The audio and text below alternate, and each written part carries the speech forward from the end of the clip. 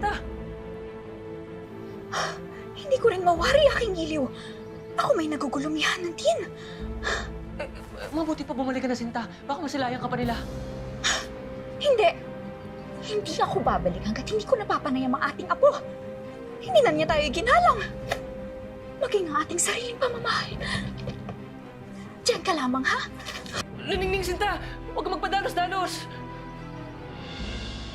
Naningning!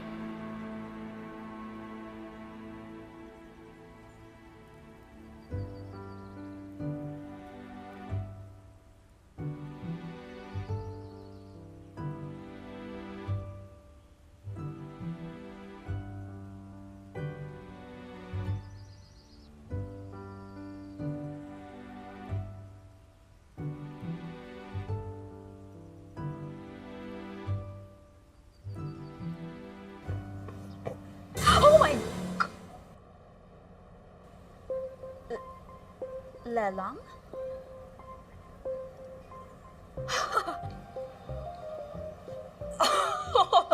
No way. This can't be.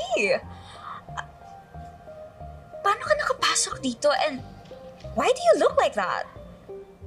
Tama ang iyong unang sambit, Iha. Ako nga ang iyong lelang. Ngayon, mag-usap tayong bata ka. Ano ang iyong tunay na pakay sa aking pamamahay?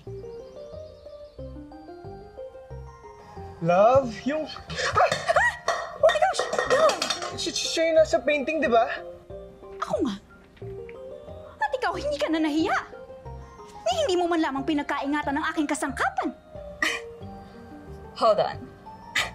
This is ridiculous. This is impossible.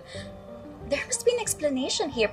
Paano naman makakalabas sa isang portrait ang tao, right? Multo nga, love. Or maybe you're a member of a budol-budol gang? And how dare you copy my lelang?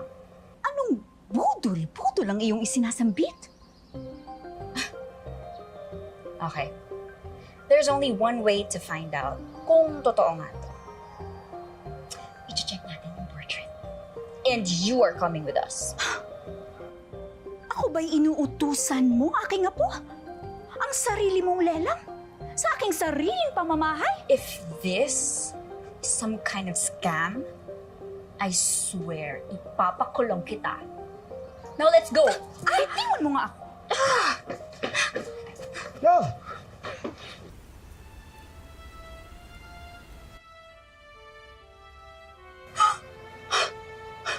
Paano nangyari to? Hindi na namin batid kung paano napagtagumpayan ni Luningning na makalabas. Nagsasalita? Buhay!